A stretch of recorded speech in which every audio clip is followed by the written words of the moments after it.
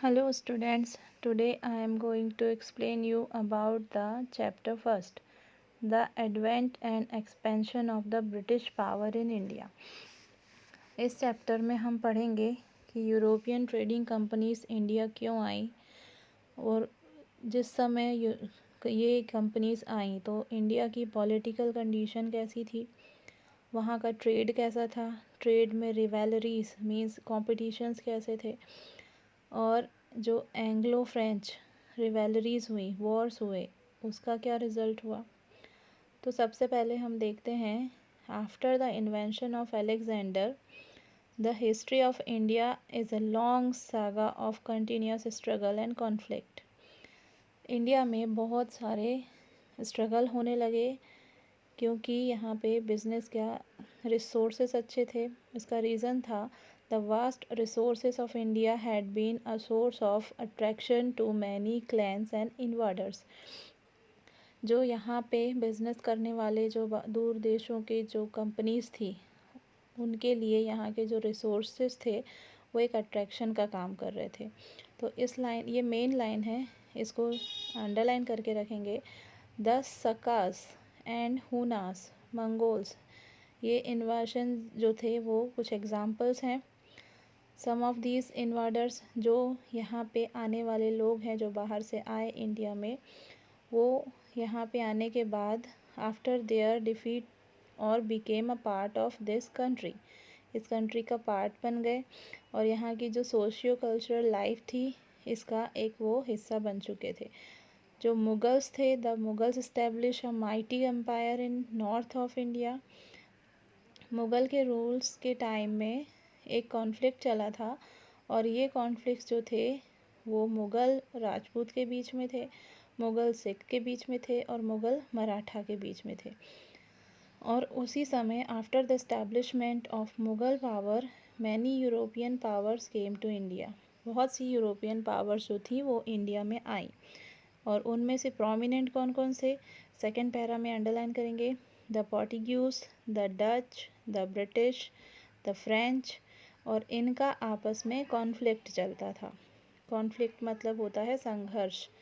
ये यहाँ के पॉलिटिकल पावर को कैप्चर करना चाहते थे और इन सारी कंपनीज़ में, कौन सी companies, Portuguese, Dutch, British and French, इन कंपनीज़ में जो सबसे ज़्यादा सक्सेसफुल थी वो थी ब्रिटिश कंपनी और इन्होंने अपना पावर इस्टेब्लिश कर लिया यहाँ पे। और सुपरमेसी मतलब सब सारी कंपनीज़ में ये सुपर पावर के रूप में उभर के आई और बहुत सालों तक इन्होंने यहाँ पे इंडिया में रूल किया।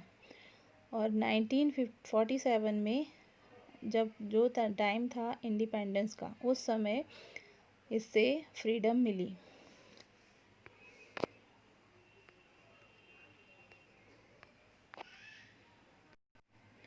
The arrival of European trading companies in India.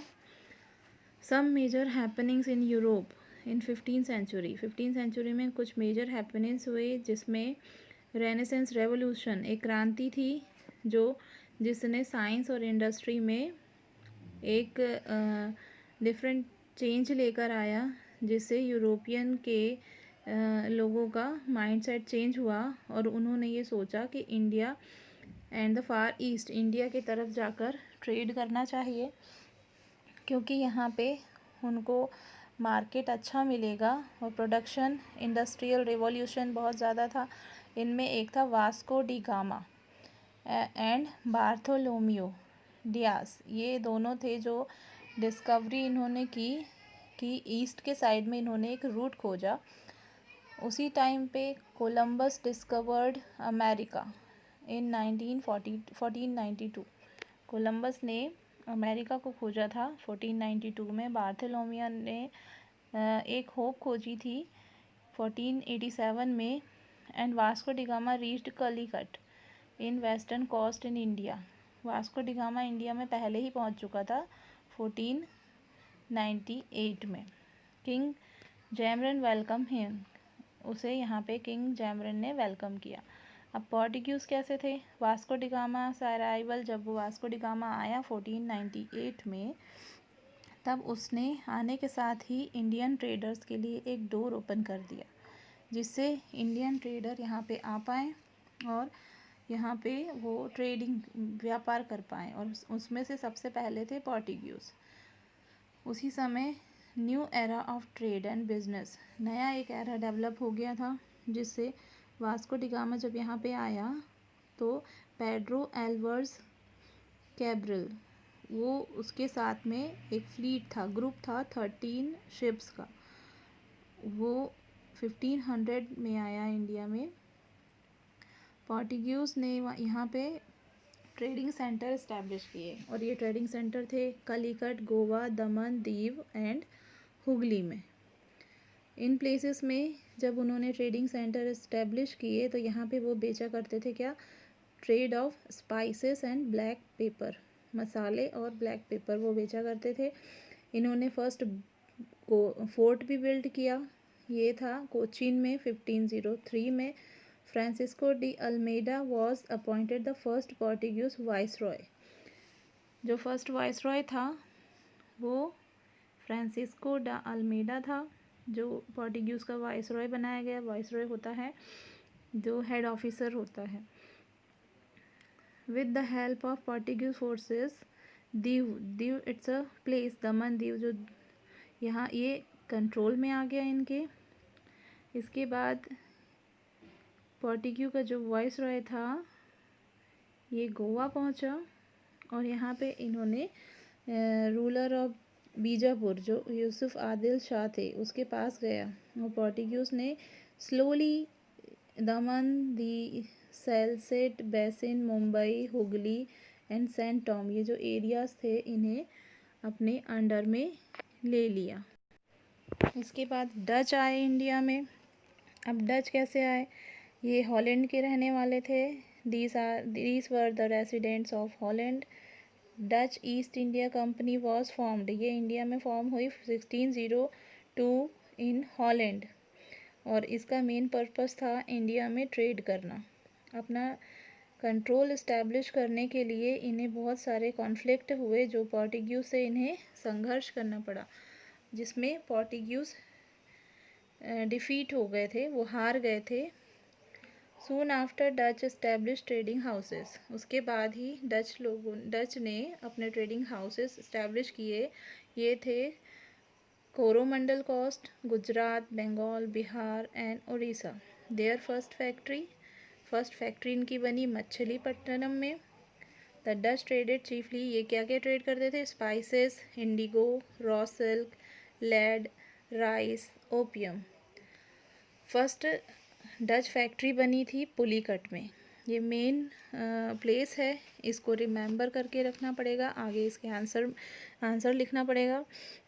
इससे रिलेटेड क्वेश्चन है। इन्होंने दे मिंटेड गोल्ड कॉइन इन्होंने खुद के बनाए और इनको नाम दिया pagoda. Dutch introduce gold coin as currency in India में इसको करेंसी बनाया था।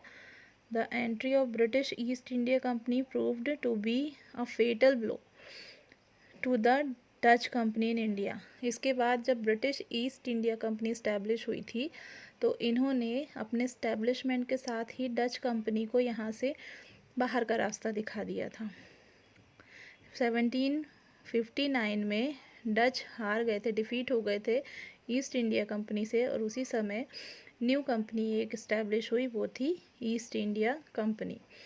Other European the England in India, English कैसे आए इंडिया में ये लोग जब आए, the leading capitalist in Britain formed east India company.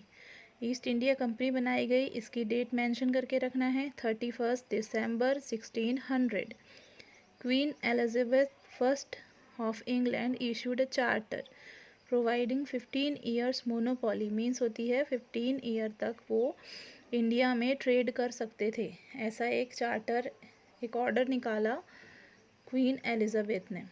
और द फर्स्ट ब्रिटिश शिप, पहला जो ब्रिटिश शिप आया था उसके कैप्टन थे हॉकिंस और ये इंडिया में पहुँचे 1608 में। उस समय इंडिया में मुग़ल एम्परर जहांगीर अपना शासन करते थे।